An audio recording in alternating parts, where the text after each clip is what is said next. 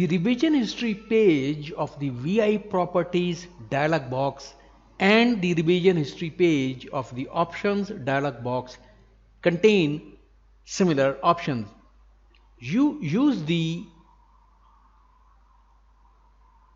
VI properties revision history to set the revision history options for the current VI, and you can also use from the options menu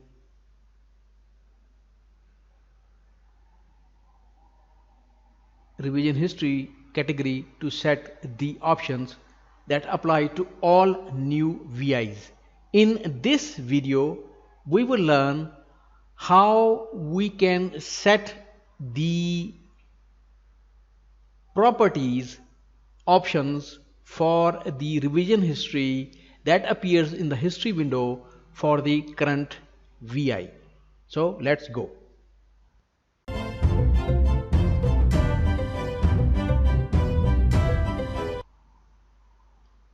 Go to File menu.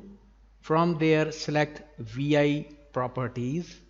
From the category pull down menu select revision history, and if you want to modify the revision history properties of this VI, then remove this check mark. Otherwise all VIs use the same settings that have been set in the options dialog box.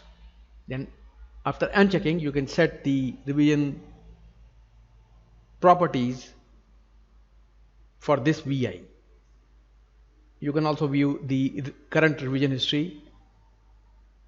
You can also view this current revision history from the edit menu by selecting this option. Further, if you would like to change the same properties but programmatically, you can choose the properties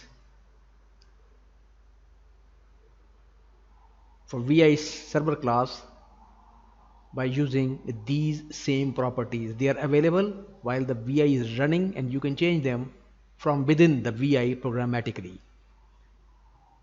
So this is how we can change the VI revision history properties for the current VI.